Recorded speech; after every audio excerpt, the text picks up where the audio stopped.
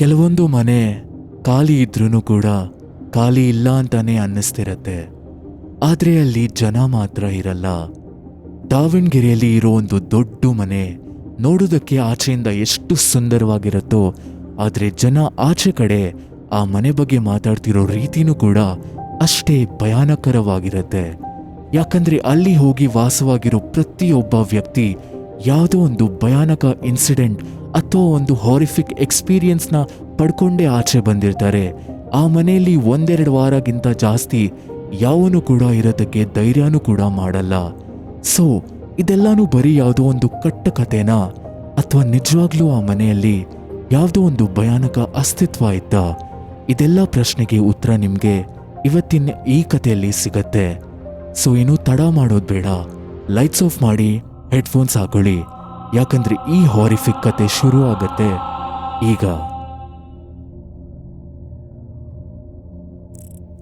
ಅನ್ಸಾರಿ ಅನ್ನೋ ಒಬ್ಬ ವ್ಯಕ್ತಿ ಶಿವಮೊಗ್ಗಲ್ಲಿ ಒಂದು ಫ್ಯಾಕ್ಟ್ರಿ ನಡೆಸ್ತಿದ್ದ.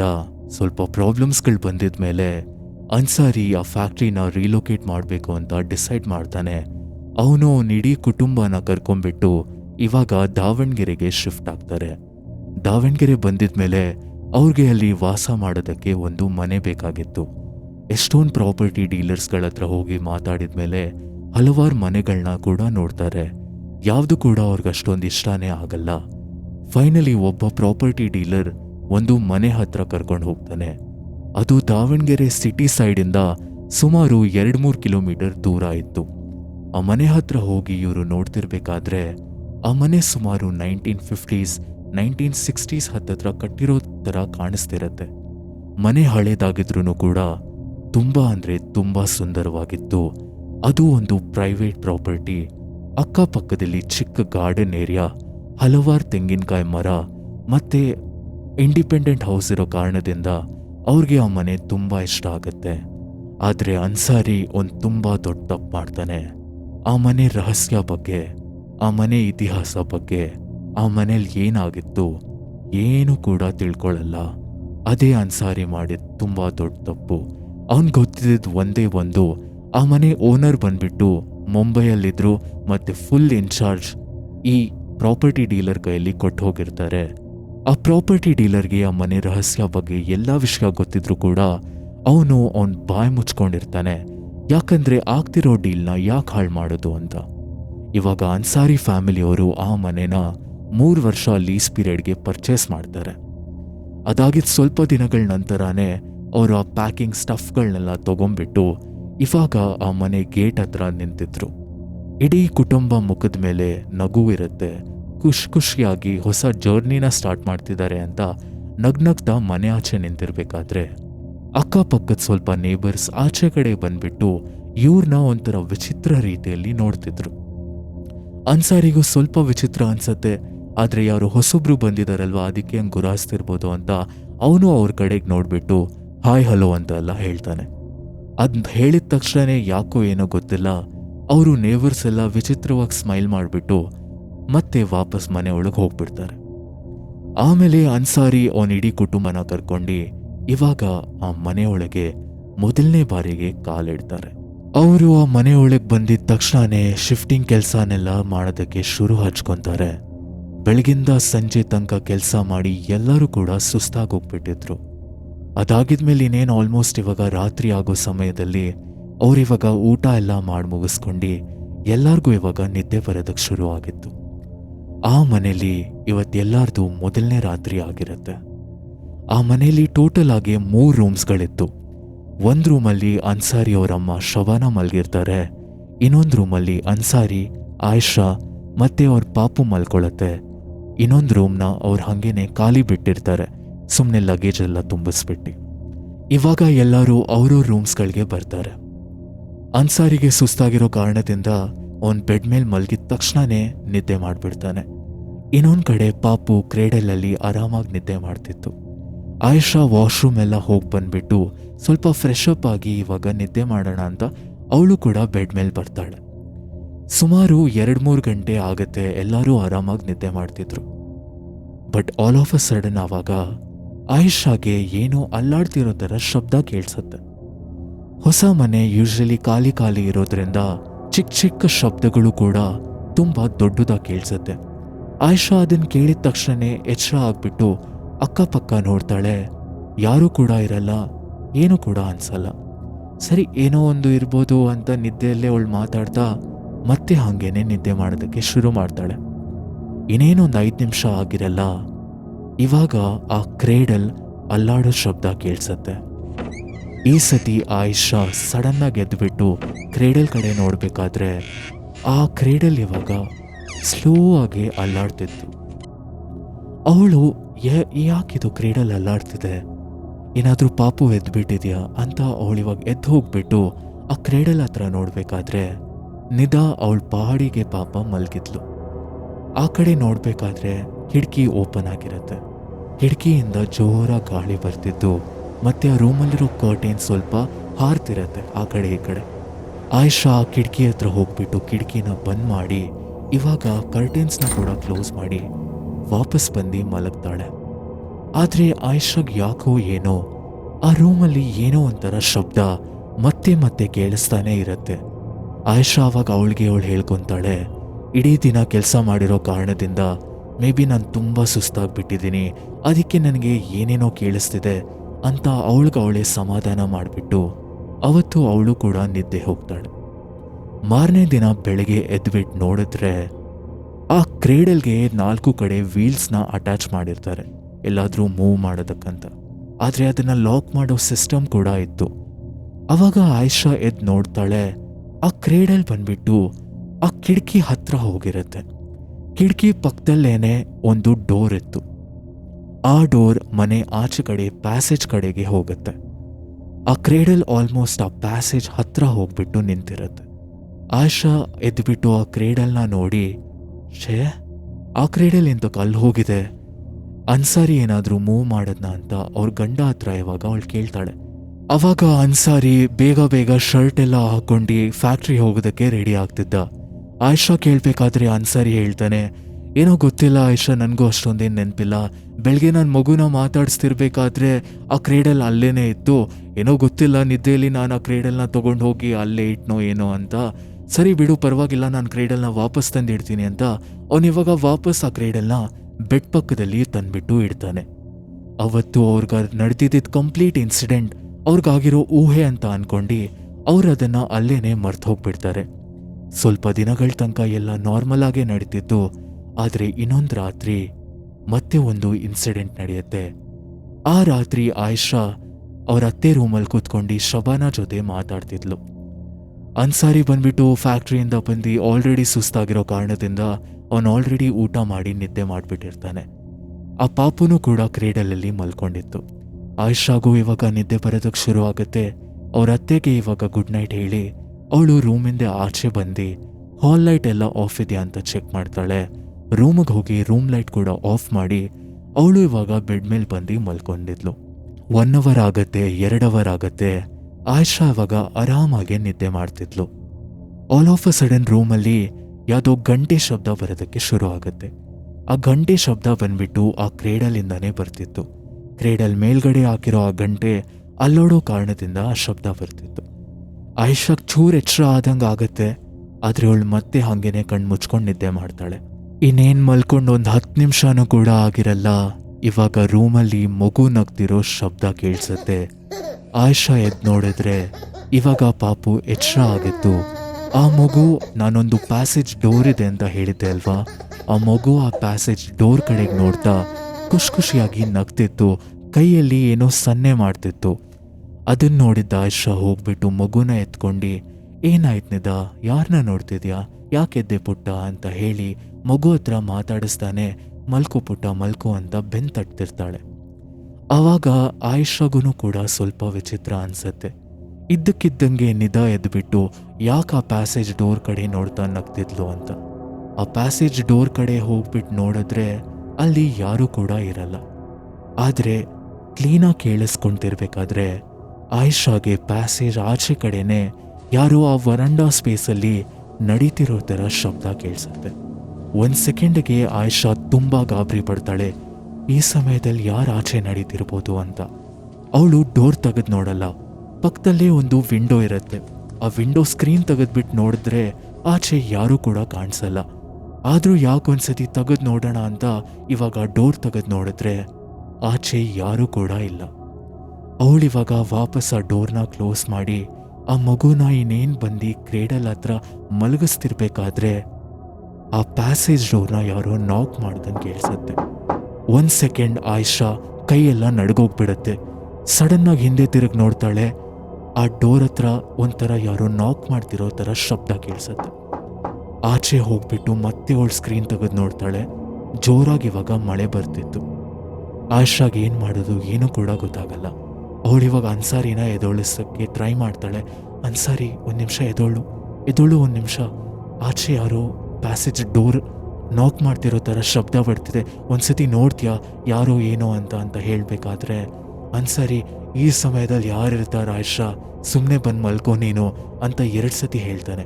ಆದರೂ ಆಯಿಷಾ ಇಲ್ಲ, ಒಂದ್ಸತಿ ಬಂದು ನೋಡು, ನನಗೆ ತುಂಬ ಭಯ ಆಗ್ತಿದೆ ಅಂತ ಹೇಳಿದಾಗ ಸರಿ ಬಾ, ಯಾರಿದ್ದಾರೆ ಇವಾಗ, ಯಾರೇ ಇರ್ತಾರೆ ಅಂತ ಹೋಗ್ಬಿಟ್ಟು ಅನ್ಸಾರಿ ಇವಾಗ ಡೋರ್ ಓಪನ್ ಮಾಡಿ ನೋಡ್ತಾನೆ. ಆಚೆ ಇವಾಗ ಜೋರಾಗಿ ಮಳೆ ಬರ್ತಿರುತ್ತೆ, ಗಾಳಿ ಬರ್ತಿರುತ್ತೆ. ಸ್ವಲ್ಪ ಮಳೆ ನೀರೆಲ್ಲ ಒಳಗಡೆ ಬಂದ್ಬಿಡುತ್ತೆ ರೂಮ್ ಒಳಗೆ. ಆವಾಗ ಅನ್ಸಾರಿ ನೋಡ್ಬಿಟ್ಟು ಹೇಳ್ತಾನೆ, ಯಾರಿದ್ದಾರೆ, ಯಾರಿಲ್ಲ, ಅದೇ ತಾನೆ, ಸುಮ್ಮನೆ ಬಾ ಮಲ್ಕೋ ಆಯಿಷಾ, ನಿದ್ದೆ ಬರ್ತಿದೆ, ಸುಮ್ಮನೆ ನಿದ್ದೆ ಹಾಳು ಮಾಡ್ಬಿಡ ಅಂತ ಹೇಳಿ ಹೋಗ್ಬಿಟ್ಟು ಅನ್ಸಾರಿ ಇವಾಗ ಮತ್ತೆ ಮಲ್ಕೊಂಡ್ಬಿಟ್ಟ. ಅನ್ಸಾರಿ ಹೋಗಿ ಡೋರ್ ಓಪನ್ ಮಾಡಿ ಚೆಕ್ ಮಾಡಿದ ಮೇಲೂ ಕೂಡ ಆಯಿಷಾಗೆ ಚೂರು ಕೂಡ ಸಮಾಧಾನ ಆಗಿರಲ್ಲ. ಅವಳು ಬೆಡ್ ಮೇಲೆ ಕೂತ್ಕೊಂಡು ಯೋಚನೆ ಮಾಡ್ತಿದ್ಲು. ಮೊದಲನೇ ದಿನಾನೂ ಕೂಡ ಕ್ರೇಡಲಿಂದ ಶಬ್ದ ಬಂದಾಗ ನಾನು ಎದ್ದು ನೋಡಿದೆ, ಕ್ರೇಡಲ್ ಮೂವ್ ಆಗಿತ್ತು. ಅದೇನೋ ನನ್ನ ಊಹೆ ಅಂತ ಅನ್ಕೊಂಡ್ಬಿಟ್ಟು ನಾನು ಅದನ್ನು ಅವತ್ತೇ ಮರ್ತೋದೆ. ಆದರೆ ಇವತ್ತು ನಾನು ಕೇಳಿಸ್ಕೊಂಡಿರೋ ಪ್ರತಿಯೊಂದು ಶಬ್ದನೂ ಕೂಡ ನಿಜಾನೇ. ಇವತ್ತಂತಾನೆ ಅಲ್ಲ, ನಾವು ಈ ಮನೆಗೆ ಬಂದಿದ್ದ ದಿನದಿಂದ ಈ ಮನೆಯಲ್ಲಿ ಏನೋ ಒಂಥರ ಶಬ್ದ ಕೇಳಿಸ್ತಾನೇ ಇದೆ. ನಾವಲ್ದೇನೆ ಈ ಮನೇಲಿ ಬೇರೇನೂ ಯಾರೋ ಕೂಡ ಇದ್ದಾರೆ ಅಂತ ನನಗೆ ಅನ್ನಿಸ್ತಿದೆ. ನನ್ನ ಗಟ್ ಫೀಲಿಂಗ್ ಅದು ನನಗೆ ಹೇಳ್ತಿದೆ. ಆದರೆ ಯಾವುದನ್ನು ಕೂಡ ನನ್ನ ಕೈಯಲ್ಲಿ ಪ್ರೂವ್ ಮಾಡೋಕ್ಕಾಗ್ತಿಲ್ಲ. ಇದೆಲ್ಲ ಆಯಿಷಾ ಯೋಚನೆ ಮಾಡಬೇಕಾದ್ರೇ ನಿದಾ ಎದ್ಬಿಟ್ಟು ಅಳೋದಕ್ಕೆ ಶುರು ಮಾಡ್ತಾಳೆ. ನಿದಾ ಎದ್ದಿರೋದನ್ನ ನೋಡಿ ಆಯಿಷಾ ಎದ್ದು ಹೋಗ್ಬಿಟ್ಟು ಮಗುನ ಇವಾಗ ಸಮಾಧಾನ ಮಾಡ್ತಿದ್ಲು. ಅದೇ ಸಮಯದಲ್ಲಿ ಅವಳ ಕಾಲ್ ಕೆಳಗಡೆ ಏನೋ ನೀರ್ ಥರ ಇದೆ ಅಂತ ಅವಳಿಗೆ ಅನ್ನಿಸತ್ತೆ. ಏನಿದು ಕಾಲ ಹತ್ರ ಎಲ್ಲ ನೀರಿದೆ ಅಲ್ವಾ ಅಂತ ಚೆಕ್ ಮಾಡೋದಕ್ಕೆ ರೂಮ್ ಲೈಟ್ಸ್ ಆನ್ ಮಾಡಿದಾಗ ನೆಲ ಹತ್ರ ಅವಳು ಒಂದನ್ನು ನೋಟಿಸ್ ಮಾಡ್ತಾಳೆ. ಅವಳು ಅದನ್ನು ನೋಟಿಸ್ ಮಾಡಿದ ಮೇಲೆ ಪ್ಯಾಸೇಜ್ ಹತ್ರ ಯಾರೋ ನಡೀತಿದ್ದಿದ್ದು ಡೆಫಿನೆಟ್ಲಿ ನಿಜಾನೇ ಅಂತ ಅವಳಿಗೆ ಕನ್ಫರ್ಮ್ ಆಗುತ್ತೆ. ಯಾಕಂದರೆ ಅವರು ಪ್ಯಾಸೇಜ್ ಡೋರ್ ಓಪನ್ ಮಾಡಿದಾಗ ಮಳೆ ನೀರು ಮಾತ್ರ ಒಳಗೆ ಬಂದಿರತ್ತೆ. ಯಾರೂ ಕೂಡ ಆಚೆ ಆ ಗಾರ್ಡನ್ ಏರಿಯಾ ಹತ್ರ ಹೋಗೇ ಇರಲ್ಲ. ಆದರೆ ಇವಾಗ ನೋಡಬೇಕಾದ್ರೆ ಗಾರ್ಡನ್ ಹತ್ರ ಮಳೆ ಬಂದಾಗ ಕೊಚ್ಚೆ ಆಗಿರತ್ತಲ್ವಾ, ಆ ಕೊಚ್ಚೆ ಹತ್ರ ಯಾರೋ ಕಾಲಿಟ್ಟು ಅಲ್ಲಿಂದ ಡೈರೆಕ್ಟಾಗಿ ನಡ್ಕೊಂಡು ಪ್ಯಾಸೇಜ್ ಡೋರಿಂದ ಪಾಸ್ ಆಗಿ ಮಗು ಮಲ್ಕೊಂಡಿರೋ ಕ್ರೇಡಲ್ ಹತ್ರ ಬಂದಿರೋ ಕಾಲ್ ಗುರುತು ಕ್ಲೀನಾಗಿ ಕಾಣಿಸ್ತಿರುತ್ತೆ. ಆ ಭಯಾನಕ ಘಟನೆನ ನೋಡಿದ ಆಯಿಷಾಗೆ ಏನು ಮಾಡಬೇಕು ಅಂತಲೇ ಗೊತ್ತಾಗಿಲ್ಲ.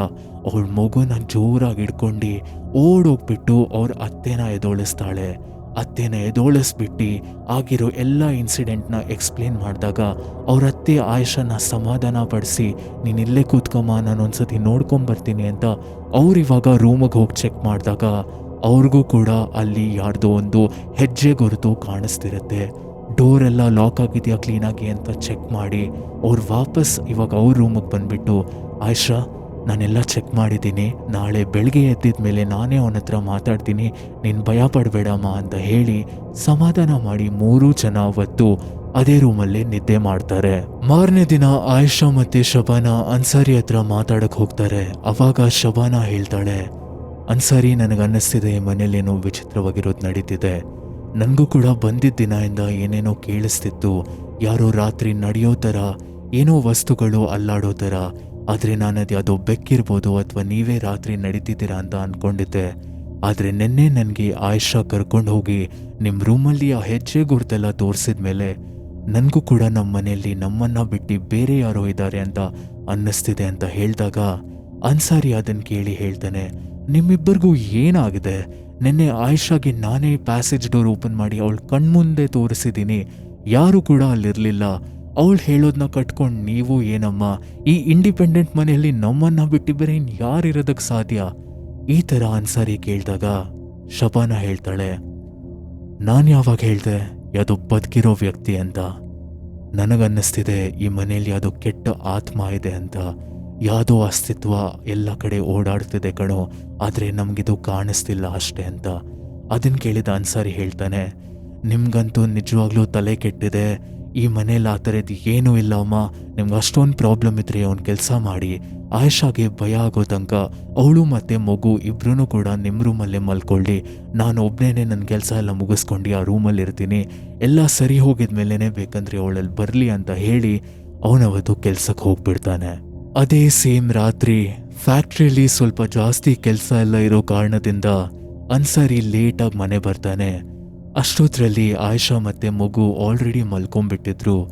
ಆವಾಗ ಶಬಾನಾ ಅವ್ರ ಅಮ್ಮ ಬಂದು ಡೋರ್ ತೆಗ್ದು, ಸರಿ ಕಣೋ ಊಟ ಎಲ್ಲ ಮಾಡು ನೀನು, ಅವರಿಬ್ರು ನನ್ನ ರೂಮಲ್ಲೇ ಮಲಗಿದ್ದಾರೆ ಅಂತ ಹೇಳಿ ಅವರು ಕೂಡ ಇವಾಗ ಮಲಗೋದಕ್ಕೆ ಹೋಗ್ತಾರೆ. ಅನ್ಸಾರಿ ಊಟ ಮುಗಿಸ್ಕೊಂಡು ನಾರ್ಮಲ್ ಆಗಿ ಅವನ ರೂಮಿಗೆ ಹೋಗಿ ಕೂತ್ಕೊಂಡ್ಬಿಟ್ಟು ಸ್ವಲ್ಪ ಹೊತ್ತು ಮೊಬೈಲ್ ನೋಡ್ತಿದ್ದ. ಆವಾಗ್ಲೇನೆ ಅವನಿಗೆ ಸ್ವಲ್ಪ ಸ್ಟ್ರೆಸ್ ಫೀಲ್ ಆಗುತ್ತೆ, ತಲೆನೋವು ಥರ ಅನ್ಸತ್ತೆ. ಸರಿ ಸ್ವಲ್ಪ ಟೈಮ್ ಪಾಸ್ ಮಾಡೋಣ ಅಂತ ಪ್ಯಾಸೇಜ್ ಡೋರ್ನ ಓಪನ್ ಮಾಡಿ ಅವನಿವಾಗ ಆಚೆ ಕಡೆ ಹೋಗ್ಬಿಟ್ಟು ಒಂದು ಸಿಗರೇಟ್ನ ಲೈಟ್ ಮಾಡ್ತಾನೆ. ಸಿಗರೇಟ್ ಸೇತಾನೆ ಅವನಿಗೆ ಹಿಂದೆಗಡೆ ರೂಮಲ್ಲಿ ಯಾರೋ ಒಬ್ರು ನಡೀತಿರೋ ಥರ ಶಬ್ದ ಕೇಳಿಸತ್ತೆ. ಅನ್ಸಾರಿ ಹಿಂದೆ ತಿರುಗ್ಬಿಟ್ಟು, ಯಾರದು ಆಯಿಷಾ ನೀನೇನೆ ಅಂತ ಕೇಳಿದಾಗ ಯಾರು ಕೂಡ ರಿಪ್ಲೈಯೇ ಕೊಡಲ್ಲ. ಅನ್ಸಾರಿ ಇವಾಗ್ಲೂ ಕೂಡ ಸ್ಮೋಕ್ ಮಾಡ್ತಾನೆ ಪ್ಯಾಸೇಜ್ ಕಡೆಗೆ ನೋಡ್ತಿದ್ದ. ಆದ್ರೆ ಹಿಂದೆಗಡೆ ಆ ರೂಮಲ್ಲಿ ಯಾರೋ ನಡೀತಿರೋ ಶಬ್ದ ಇವಾಗ್ಲೂ ಕೂಡ ಕೇಳಿಸ್ತಾನೆ ಇತ್ತು. ಸ್ವಲ್ಪ ಹೊತ್ತು ಆದ್ರೂ ಕೂಡ ಯಾರು ರಿಪ್ಲೈ ಕೊಟ್ಟಿಲ್ಲ ಅಂತ ಅವನು ಈ ಸತಿ ಯಾರು ಬಂದಿದ್ದೀರ ರೂಮ್ ಒಳಗೆ ಅಂತ ಹೋಗ್ಬಿಟ್ಟು ಚೆಕ್ ಮಾಡಿದ್ರೆ ರೂಮಲ್ಲಿ ಯಾರು ಕೂಡ ಇರಲ್ಲ. ಅವಾಗ ಅವನು ಒಂದು ಸೆಕೆಂಡ್ ಯೋಚನೆಯಲ್ಲಿ ಬೀಳ್ತಾನೆ, ಇವಾಗ ತಾನೇ ಶಬ್ದ ಬರ್ತಿತ್ತಲ್ವ ಯಾರೋ ನಡೀತಿರೋ ಥರ, ಅದು ಏನು ಕರ್ಮಾನೋ ಏನೋ, ನಮ್ಮಮ್ಮ ಮತ್ತೆ ಆಯಿಷಾ ಹೇಳಿರೋ ಕತೆ ನನಗೂ ಕೂಡ ಏನೇನೋ ಯೋಚನೆ ಮಾಡೋ ಥರ ಮಾಡ್ತಿದೆ ಅಂತ ಅನ್ಕೊಂಡು ಅವನಿವಾಗ ಸಿಗರೇಟ್ನ ಅಲ್ಲೇ ಗಾರ್ಡನಲ್ಲಿ ಎಸ್ಬಿಟ್ಟು ಪ್ಯಾಸೇಜ್ ಡೋರ್ನ ಕ್ಲೋಸ್ ಮಾಡಿ ವಾಪಸ್ ಬಂದು ಮಲ್ಕೊತಾನೆ. ಒಂದು ಅರ್ಧ ಗಂಟೆ ಆಗತ್ತೆ. ಅನ್ಸಾರಿ ಇವಾಗ ಚೆನ್ನಾಗಿ ನಿದ್ದೆ ಮಾಡ್ತಿದ್ದ. But all of a sudden ಆ ಪ್ಯಾಸೇಜ್ ಡೋರ್ ಯಾರೋ ಜೋರಾಗಿ ಹೊಡೆಯೋ ಥರ ಶಬ್ದ ಕೇಳಿಸತ್ತೆ. ಅನ್ಸಾರಿಗೆ ಎಚ್ಚರ ಆಗ್ಬಿಟ್ಟು ನೋಡಿದ್ರೆ ಇವಾಗ ಆ ಪ್ಯಾಸೇಜ್ ಡೋರ್ ಗಾಳಿಗೆ ಜೋರಾಗಿ ಹೊಡ್ಕೊಂತಿತ್ತು ಮತ್ತೆ ಸೌಂಡ್ ಬರ್ತಿತ್ತು. ಅವನು ಅವಾಗಲೇ ಯೋಚನೆ ಮಾಡ್ತಾನೆ, ನಾನು ಪ್ಯಾಸೇಜ್ ಡೋರ್ ಲಾಕ್ ಮಾಡಿದ್ದೆ ಅಲ್ವಾ, ಇದು ಹೆಂಗೆ ಓಪನ್ ಆಯಿತು, ಏನೋ ಬಿಡು ಹೋಗ್ಲಿ ಕ್ಲೀನಾಗಿ ಚಿಲ್ಕ ಹಾಕಿಲ್ಲ ಅಂತ ಅನ್ಸತ್ತೆ ಅಂತ ಎದ್ದು ಹೋಗಿ ಈ ಸತಿ ಕ್ಲೀನಾಗಿ ಚಿಲ್ಕ ಹಾಕ್ತಾನೆ. ಆದರೆ ಇವಾಗ ಮಲಗೋಕ್ಕಿಂತ ಮುಂಚೆ ಒಂದ್ಸತಿ ವಾಶ್ರೂಮ್ ಹೋಗ್ಬಿಟ್ಟು ಮಲ್ಗೋಣ ಅಂತ ಅಲ್ಲೇ ಪಕ್ಕದಲ್ಲಿ ವಾಶ್ರೂಮ್ ಒಳಗೆ ಅವನು ಟಾಯ್ಲೆಟ್ ಮಾಡೋಕ್ಕಂತ ಹೋಗ್ತಾನೆ. ಟಾಯ್ಲೆಟ್ ಮಾಡಬೇಕಾದ್ರೆ ಕಮೋಡ್ ಜಸ್ಟ್ ಮೇಲೇನೆ ಒಂದು ಮಿರರ್ ಹಾಕಿದ್ರು. ಆ ಮಿರರ್ ಹತ್ರ ಹೆಂಗೆ ನೋಡ್ತಾನವನು ಅವಾಗ ಅವನಿಗೆ ಕಾಣಿಸತ್ತೆ ಅವನ ಹಿಂದೆ ಯಾವುದೋ ಕಪ್ಪಗೆ ದೊಡ್ಡ ಆಕೃತಿ ನಿಂತಿತ್ತು. ಅದನ್ನ ನೋಡಿದ್ದು ಒಂದು ಸೆಕೆಂಡ್ ಅವನ ಕಣ್ಣು ಒರೆಸ್ಕೊಂಡು ಹಿಂದೆ ನೋಡಿದಾಗ ಅಲ್ಲಿ ಯಾರೂ ಕೂಡ ಇರಲ್ಲ. ಅವನದನ್ನೆಲ್ಲ ನೋಡಬೇಕಾದ್ರೆ ಇವಾಗ ಸ್ವಲ್ಪ ಅವನಿಗೂ ಭಯ ಆಗೋದಕ್ಕೆ ಶುರು ಆಗಿತ್ತು. ಏನಾಗ್ತಿದೆ, ನಾನೇನೇನೋ ಊಹೆ ಮಾಡ್ತಿದ್ದೀನಾ ಏನು ಕತೆ ಅಂತ ಇವಾಗ ಜಿಪ್ಪೆಲ್ಲ ಹಾಕೊಂಡು ಕೈ ತೊಳ್ಕೊಂಡು ಏನೇನೋ ಅವನ ಆಚೆ ಹೋಗಬೇಕು. ಅಷ್ಟರಲ್ಲಿ ಯಾರೋ ಅವನ ತಲೆನ ಜೋರಾಗಿ ಈ ಕಡೆಯಿಂದ ಹಿಡ್ಕೊಂಡು ರಪ್ ಅಂತ ಗೋಡೆ ಕಡೆಗೆ ತಳ್ತಾರೆ. ಅವನಿಗೆ ಎಷ್ಟು ಜೋರಾಗಿ ಗೋಡೆ ಕಡೆಗೆ ತಲೆ ಹೊಡೆಯುತ್ತೆ ಅಂದರೆ ಒಂದು ಸೆಕೆಂಡ್ ಅವ್ನಿಗೆ ಅಲ್ಲೇ ತಲೆ ಸುತ್ತ ಬಂದ್ಬಿಟ್ಟಿತ್ತು. ಅವನಿವಾಗ ಹೆದರ್ಕೊಂಡ್ಬಿಟ್ಟು ಜೋರಾಗಿ ಆ ಬಾತ್ರೂಮ್ ಡೋರ್ನ ಓಪನ್ ಮಾಡೋದಕ್ಕೆ ಟ್ರೈ ಮಾಡ್ತಾನೆ. ಆದರೆ ಆಪೋಸಿಟ್ ಸೈಡ್ ಆಚೆ ಕಡೆಯಿಂದ ಯಾರೋ ಡೋರ್ನ ಲಾಕ್ ಮಾಡಿಬಿಟ್ಟಿದ್ರು. ಇವಾಗ ಮೊದಲನೇ ಸರಿ ಅನ್ಸಾರಿಗೆ ಬೀಜ ಬಾಯಿಗೆ ಬಂದಿತ್ತು. ಅವನೆಷ್ಟು ಹೆದರಿದ್ದ ಅಂದರೆ ಜೋರಾಗಿ ಡೋರ್ನ ನಾಕ್ ಮಾಡ್ತಿದ್ದಾನೆ, ಆದರೆ ಯಾರೂ ಕೂಡ ತೆಗೆಯೋದಕ್ಕೆ ಬರ್ತಿಲ್ಲ. ಅವನವಾಗ ಕಿರ್ಚೋದಕ್ಕೆ ಶುರು ಮಾಡ್ತಾನೆ, ಕಾಪಾಡಿ, ಯಾರಾದ್ರೂ ಡೋರ್ ತೆಗೀರಿ, ಇಲ್ಲಿ ಯಾರೋ ಇದ್ದಾರೆ ನನ್ನ ಜೊತೆ, ಆಯಿಷಾ, ಅಮ್ಮ, ಆಯಿಷಾ ಈ ಥರ ಕಿರ್ಚ್ಬೇಕಾದ್ರೆ ಅವಾಗ ಅವ್ರ ಅಮ್ಮ ಮತ್ತೆ ಆಯಿಷಾಗೆ ಎಚ್ಚರ ಆಗಿ ಅವ್ರು ಓಡ್ ಬಂದ್ಬಿಟ್ಟು ಆ ಡೋರ್ನ ಓಪನ್ ಮಾಡ್ತಾರೆ. ಅವನಿವಾಗ ಹೆವಿ ಬ್ರೀತ್ ಮಾಡ್ತಾ ಅಂತ ಅನ್ಕೊಂಡು ರೂಮಿಂದ ಆ ಬಾತ್ರೂಮಿಂದ ಆಚೆ ಬಂದು ಇವಾಗ ಬೆಡ್ ಮೇಲೆ ಕೂತ್ಕೊತಾನೆ. ಏನಾಯ್ತು ಅಂತ ಕೇಳಬೇಕಾದ್ರೆ ಒಂದು ನಿಮಿಷ ಐ ಆಮ್ ರಿಯಲಿ ಸಾರಿ, ನೀವು ಸ್ಟಾರ್ಟಿಂಗ್ ಹೇಳಿದಾಗ ನಿಮ್ಮ ಮಾತನ್ನ ನಾನು ಕೇಳಿರಲಿಲ್ಲ, ಆದರೆ ನೀವು ಹೇಳ್ತಿರೋದು ಯಾಕೋ ನಿಜ ಅನ್ನಿಸ್ತಿದೆ. ನನಗೆ ಯಾರೋ ಈ ರೂಮಲ್ಲಿ ನಡೀತಿರೋ ಥರ ಅನ್ನಿಸ್ತಿತ್ತು. ವಾಶ್ರೂಮಿಗೆ ಹೋದಾಗ ಯಾರೋ ನನ್ನ ಹಿಂದೆ ನಿಂತಿರೋ ಥರನೂ ಕಾಣಿಸ್ತು. ಲಾಸ್ಟಲ್ಲಿ ಬಾತ್ರೂಮಿಂದ ಆಚೆ ಬರೋಣ ಅಂತ ಅಂದ್ಕೊಂಡ್ರೆ ಯಾರೋ ನನ್ನ ತಲೆನ ಜೋರಾಗಿ ಗೋಡೆ ಕೂಡ ಹೊಡೆದ್ರು. ಡೋರ್ ಕೂಡ ಓಪನ್ ಆಗಿಲ್ಲ, ಯಾರೋ ಲಾಕ್ ಮಾಡಿಬಿಟ್ಟಿದ್ರು. ನೀವೆಲ್ಲ ಹೇಳ್ತಿದ್ದು ನಿಜಾನೇ. ಈ ಮನೇಲಿ ನಿಜವಾಗ್ಲೂ ಏನೋ ಸಮಸ್ಯೆ ಇದೆ, ಯಾವುದೋ ಕೆಟ್ಟ ಆತ್ಮನೋ ಏನೋ ಇದೆ. ನಾನು ನಾಳೆ ಬೆಳಗಾಗಿದ ತಕ್ಷಣ ಫಸ್ಟ್ ಹೋಗ್ಬಿಟ್ಟು ಆ ಡೀಲರ್ ಹತ್ರ ಮಾತಾಡ್ತೀನಿ. I am really sorry Ayesha. Next ದಿನ ಫಸ್ಟ್ ಅವನು ಡೀಲರ್ಗೆ ಕಾಲ್ ಮಾಡಿಬಿಟ್ಟು ಚೆನ್ನಾಗಿ ಬೈದ್ಬಿಟ್ಟು ಹೇಳ್ತಾನೆ, ಫಸ್ಟ್ ನೀನು ಮನೆ ಹತ್ರ ಬಾ, ಈ ಮನೇಲಿ ಏನು ಸಮಸ್ಯೆ ಇದೆ ಅಂತ ಎಲ್ಲ ಕೇಳಿದಾಗ ಆಮೇಲೆ ಡೀಲರ್ ಮನೆ ಹತ್ರ ಬಂದ್ಬಿಟ್ಟು ಆ ಥರ ಎಲ್ಲ ಏನಿಲ್ಲ ಸರ್ ಅಂತ ಎಲ್ಲ ಹೇಳಬೇಕಾದ್ರೆ ಅವನು ಅವಾಗ ಸ್ವಲ್ಪ ಜೋರಾಗಿ ಗದರ್ಬಿಟ್ಟು ಕೇಳ್ತಾನೆ, ನಿಜ ಹೇಳು, ನನಗೆ ಮೊದಲನೇ ದಿನದಿಂದನೇ ವಿಚಿತ್ರ ಅನ್ನಿಸ್ತು. ನಾವಿಲ್ಲಿ ಬಂದಿದ್ದ ದಿನಾನೇ ಅಕ್ಕಪಕ್ಕದ ಮನೆಯವರೆಲ್ಲರೂ ಆಚೆ ಬಂದು ನಮ್ಮನ್ನು ವಿಚಿತ್ರ ರೀತಿಯಲ್ಲಿ ನೋಡ್ತಿದ್ರು. ಆವಾಗಲೇ ನಾನು ಅರ್ಥ ಮಾಡ್ಕೊಳ್ಬೇಕಾಗಿತ್ತು ಏನೋ ಸಮಸ್ಯೆ ಇದೆ ಅಂತ. ಇವಾಗ ನೀನೇ ಹೇಳಿದ್ರೆ ಒಳ್ಳೇದು, ಇಲ್ಲ ನಾನೇನಾದರೂ ಆಚೆ ಎಲ್ಲ ಕೇಳಿಬಿಟ್ಟು ತಿಳ್ಕೊಂಡ್ರೆ ನಿನಗೂ ಒಂದು ಗತಿ ಕಾಣಿಸ್ತೀನಿ ಅಂತ ಹೇಳಬೇಕಾದ್ರೆ ಅವಾಗ ಅವನು ಎಲ್ಲ ಸತ್ಯನೂ ಹೇಳ್ತಾನೆ. ನನಗೂ ಕೂಡ ಈ ಮನೇಲಿ ಏನಿದೆ ಅಂತ ಗೊತ್ತಿಲ್ಲ, ಯಾವುದೋ ಕೆಟ್ಟ ಶಕ್ತಿ ಇದೆ ಅಂತ ಮಾತ್ರ ಗೊತ್ತು. ಈ ಮನೆಯಲ್ಲಿ ಮುಂಚೆನೂ ಕೂಡ ಜನ ಬಂದು ಇರೋದಕ್ಕೆ ಪ್ರಯತ್ನ ಪಟ್ಟಿದ್ದಾರೆ, ಆದರೆ ಯಾರೂ ಕೂಡ ಒಂದು ವಾರದ ಮೇಲೆ ಇರಲಿಲ್ಲ. ಆಲ್ಮೋಸ್ಟ್ 2 ವರ್ಷ ತನಕ ಈ ಮನೆ ಖಾಲಿನೇ ಬಿದ್ದಿತ್ತು. ಅಕ್ಕಪಕ್ಕದ ಜನ ಎಲ್ಲ ಈ ಮನೆಯಲ್ಲಿ ದೆವ್ವ ಇದೆ ಅದಿದೆ ಅಂತ ಹೇಳಿಬಿಟ್ಟು ಯಾರೂ ಈ ಮನೆನೇ ತಗೊಂಡಿಲ್ಲ. ನೀವು ಆಚೆ ಕಡೆಯಿಂದ ಬಂದಿರೋರು ನಿಮ್ಗೇನು ಗೊತ್ತಿಲ್ಲ ಅಂತ ಅಂದ್ಕೊಂಡು ನಾನು ಈ ಮನೇನ ನಿಮಗೆ ತೋರಿಸ್ದೆ, ಆದರೆ ನಿಮಗೂ ಕೂಡ ಅದೇ ಆಗಿದೆ. ನೀವೇನು ಯೋಚನೆ ಮಾಡಬೇಡಿ, ಒಂದು ಕೆಲಸ ಮಾಡಿ, ಯಾವುದಾದ್ರೂ ಮೌಲಾನಾನ ಕರೆಸಿ, ಅದಾಗಿದ ಮೇಲೂ ಏನಾದರೂ ತೊಂದರೆ ಇದ್ದರೆ ನಿಮ್ಗೆ ನಾನು ನೀವು ಕೊಟ್ಟಿರೋ ಇಡೀ ದುಡ್ಡು ವಾಪಸ್ ಕೊಡ್ತೀನಿ, ನೀವು ಮನೆ ಬಿಟ್ಟು ಹೋಗ್ಬೋದು ಅಂತ ಆ ಡೀಲರ್ ಹೇಳ್ತಾನೆ. ಅದೇ ದಿನ ವಾಪಸ್ ಹೋಗ್ಬಿಟ್ಟು ಇವ್ರ ಅಮ್ಮ ಹತ್ರ ಎಲ್ಲ ಇವನು ಅನ್ಸಾರಿ ಹೇಳಿದಾಗ ಶಬಾನ ಒಂದು ಮೌಲಾನಾನ ಮನೆ ಕರೆಸ್ತಾರೆ. ಆ ಮೌಲಾನ ಮನೆಯೊಳಗೆ ಕಾಲಿಟ್ಟಿದ ತಕ್ಷಣ ಹೇಳೋದೇ ಒಂದೇ ಒಂದು, ಈ ಮನೇನ ಬಿಟ್ಟು ಹೋಗ್ಬಿಡಿ, ಈ ಮನೇನ ಬಿಟ್ಟು ಹೋಗ್ಬಿಡಿ. ಅಮ್ಮ, ಈ ಮನೇಲಿರೋದು ಯಾವುದೋ ಸಾಧಾರಣ ಕೆಟ್ಟ ಆತ್ಮ ಅಲ್ಲ, ಒಂದು ಭಯಾನಕ ಜಿನ್ನತ್ ಈ ಮನೇಲಿ ವಾಸವಾಗಿದ್ದಾನೆ. ಅವನೊಂದು 10 ಕೆಟ್ಟ ಆತ್ಮಗಳ ಶಕ್ತಿ ಸೇರಿಸಿದ್ರು ಕೂಡ ಅವನಿಗಿಂತ ಶಕ್ತಿಶಾಲಿ ಇವನಿರ್ತಾನೆ. ಆ್ಯಂಡ್ ಅವನೇನಾದರೂ ಮನ್ಸು ಮಾಡಿದ್ರೆ ನಿಮ್ಮ ಇಡೀ ಕುಟುಂಬನೇ ಸರ್ವನಾಶ ಮಾಡಿಬಿಡ್ಬೋದು. ನಿಮ್ಮ ಮನೇಲಿ ಚಿಕ್ಕ ಪಾಪು ಇಟ್ಕೊಂಡ್ಬಿಟ್ಟು ನೀವು ಈ ಮನೇಲಿರೋದು ಸರಿಯಲ್ಲ, ಇದು ನನ್ನ ಕೈಯಲ್ಲಂತೂ ಈ ಸಮಸ್ಯೆನ ಸರಿ ಮಾಡೋಕ್ಕಾಗಲ್ಲ, ನನಗಿಂತ ಹೈಯರ್ ಜಾಗದಲ್ಲಿರೋ ಮೌಲಾನಗಳನ್ನ ಬೇಕಂದರೆ ನೀವು ಕರೆಸ್ಬಿಟ್ಟು ಪ್ರಯತ್ನ ಪಡ್ಬೋದು. ಆದರೆ ನನ್ನ ನೀವೇನಾದರೂ ಕೇಳಿದ್ರೆ ನಾನು ನಿಮಗಿದು ಒಂದನ್ನೇ ಸಜೆಸ್ಟ್ ಮಾಡ್ತೀನಿ, ಎಷ್ಟು ಬೇಗ ಆಗುತ್ತೋ ಅಷ್ಟು ಬೇಗ ಈ ಮನೇನ ಬಿಟ್ಟು ಹೋಗ್ಬಿಡಿ. ಈ ಜಿನ್ನತ್ತಿಲ್ಲಿ ಸ್ವಲ್ಪ ದಿನಗಳು ಅಥವಾ ಸ್ವಲ್ಪ ವರ್ಷಗಳಿಂದ ಅಲ್ಲ, ಎಷ್ಟೋ ಕಾಲಗಳಿಂದಾನೇ ಈ ಮನೇಲಿ ಬದುಕ್ತಾ ಬರ್ತಿದ್ದಾನೆ. ಆ್ಯಂಡ್ ಅವನದು ಅಂತ ಅವನು ಅಂದ್ಕೊಂಡಿರೋ ವಸ್ತುನ ಬೇರೆ ಯಾರಾದರೂ ಪಡ್ಕೊಳ್ಳೋದಕ್ಕೆ ಬಂದರೆ ಅವನು ಯಾರನ್ನೂ ಕೂಡ ಸುಮ್ಮನೆ ಬಿಡಲ್ಲ. ಇವಾಗ ನಿಮ್ಗೆ ಆಗ್ತಿರೋದಿಲ್ಲ ಸಣ್ಣ ಪುಟ್ಟ ವಿಷಯಗಳು, ಹೋಗ್ತಾ ಹೋಗ್ತಾ ಅವನು ನಿಮಗೆ ತುಂಬ ಹಾನಿ ಕೊಡ್ತಾನೆ. ಅದು ನಿಮ್ಮ ಮನೇಲಿ ಚಿಕ್ಕ ಮಗು ಇದೆ, ಫಸ್ಟ್ ಈ ಮನೇನ ಖಾಲಿ ಮಾಡಿ ಅಂತ ಹೇಳಿದ ಮೇಲೆ ಅವತ್ತೇ ಆ ಇಡೀ ಕುಟುಂಬ ಮನೇನ ಖಾಲಿ ಮಾಡ್ತಾರೆ. ಆಮೇಲೆ ಅನ್ಸಾರಿ ಆ ಪ್ರಾಪರ್ಟಿ ಡೀಲರ್ ಹತ್ರ ಹೋಗಿ ಚೆನ್ನಾಗಿ ಮುಖಕ್ಕೆ ಉಗಿತಾನೆ, ಇಷ್ಟು ದೊಡ್ಡ ಸಮಸ್ಯೆ ಇರೋ ಆ ಮನೆ ಬೇರೆ ಜನಕ್ಕೆ ಕೊಡೋಕೆ ಹೆಂಗಾದರೂ ನಿನಗೆ ಮನಸ್ಸು ಬರ್ತಿದೆ, ಸ್ವಲ್ಪ ಹೆಚ್ಚು ಕಡಿಮೆ ಆಗಿದ್ರೆ ನನ್ನ ಇಡೀ ಫ್ಯಾಮಿಲಿಗೆ ಜೀವಕ್ಕೆ ತೊಂದರೆ ಆಗ್ತಿತ್ತು, ನೀನು ಇದೇ ಥರ ಏನಾದರೂ ಮಾಡ್ತಿದ್ಯಾ ಅಂತ ಗೊತ್ತಾದರೆ ನಾನು ನಿಂಗೆ ಪೊಲೀಸಾಗಿ ಹಿಡ್ಕೊಡ್ತೀನಿ ಅಂತ ಎಲ್ಲ ಹೇಳಿ ವಾರ್ನ್ ಮಾಡಿದ ಮೇಲೆ ಅವ್ನು ಫುಲ್ ಕ್ಯಾಶ್ನ ರೀಫಂಡ್ ಮಾಡ್ತಾನೆ. ಆಮೇಲೆ ಆ ಕುಟುಂಬ ಬೇರೆ ಎಲ್ಲೋ ಒಂದು ಮನೆಗೆ ಶಿಫ್ಟ್ ಆಗ್ತಾರೆ. ಆದರೆ ಆ ಜಾಗ, ಆ ಮನೆ ಇವತ್ತು ಕೂಡ ಅಲ್ಲೇ ಇದೆ. ಇವತ್ತು ಕೂಡ ಆ ಮನೆಯಲ್ಲಿ ಜಿನ್ನತ್ ಅಲ್ಲೇ ವಾಸವಾಗಿದ್ದಾನೆ.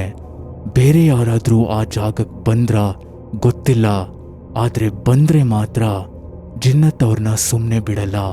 ಅವನವ್ರಿಗೆ ಯಾವ ರೀತಿಯಲ್ಲಿ ನರಕ ತೋರಿಸಿರ್ಬೋದು ಅಂತ ಊಹೆ ಕೂಡ ಮಾಡೋಕ್ಕಾಗಲ್ಲ. ಸೊ ಇವತ್ತಿನ ಕತೆ ಇಲ್ಲಿಗೆ ಮುಗಿಯುತ್ತೆ ಡಿಮನ್ಸ್. ನಿಮ್ಗೇನಾದರೂ ನಾನು ಹೇಳಿರೋ ಕತೆ ಇಷ್ಟ ಆಗಿದ್ರೆ ಮರ್ತು ಹೋಗಿಲ್ದೆ ಲೈಕ್ ಮಾಡಿ. ಆ್ಯಂಡ್ ಗೈಸ್, ಚಾನೆಲ್ ಹೊಸ ಇರೋ ಕಾರಣದಿಂದ ಎಷ್ಟೊಂದು ಜನ ಚಾನೆಲ್ನ ಸಬ್ಸ್ಕ್ರೈಬ್ ಮಾಡಿ ಸಪೋರ್ಟ್ ಮಾಡ್ತಿದ್ದೀರಾ, thank you so much for that. ಆದರೆ ಎಷ್ಟೊಂದು ಜನ ವಿಡಿಯೋ ಏನೋ ನೋಡ್ತಿದ್ದೀರಾ ಆದರೆ ಸಬ್ಸ್ಕ್ರೈಬ್ ಮಾಡ್ತಿಲ್ಲ. ಪ್ಲೀಸ್ ಗೈಸ್, ನೀವು ಕೂಡ ಸಬ್ಸ್ಕ್ರೈಬ್ ಮಾಡಿ, I would really appreciated. Because ಹೊಸ ಚಾನಲ್ ಇರೋ ಕಾರಣದಿಂದ ನನಗೂ ಕೂಡ ಸ್ವಲ್ಪ ಮೈಲ್ ಸ್ಟೋನ್ಸ್ ಇರುತ್ತೆ, ಲೈಕ್ 1000 ಸಬ್ಸ್ಕ್ರೈಬರ್ಸ್, ಅದಾಗಿದ್ಮೇಲೆ 10,000 ಆ ಥರ ಹಿಟ್ ಮಾಡಬೇಕು ಅಂತ. ಅದೆಲ್ಲ ತುಂಬ ಮೋಟಿವೇಟ್ ಮಾಡುತ್ತೆ ಒಳ್ಳೆ ಕಾಂಟೆಂಟ್ನ ತರೋದಕ್ಕೆ. ಸೊ ನಿಮ್ಮಲ್ಲಿ ಆಲ್ರೆಡಿ ಯಾರಾದರೂ ಸಬ್ಸ್ಕ್ರೈಬ್ ಮಾಡಿದ್ದೀರಾ ಅಂದರೆ thank you so much. And for the rest of the people who have not subscribed, ನೀವು ಕೂಡ ಸಬ್ಸ್ಕ್ರೈಬ್ ಮಾಡಿ. ನಾನು ನಿಮಗೆ ಸಿಗ್ತೀನಿ ಮತ್ತೆ ಇದೇ ಥರದ ಕತೆಗಳ ಜೊತೆ. Till then take care, good bye and peace out.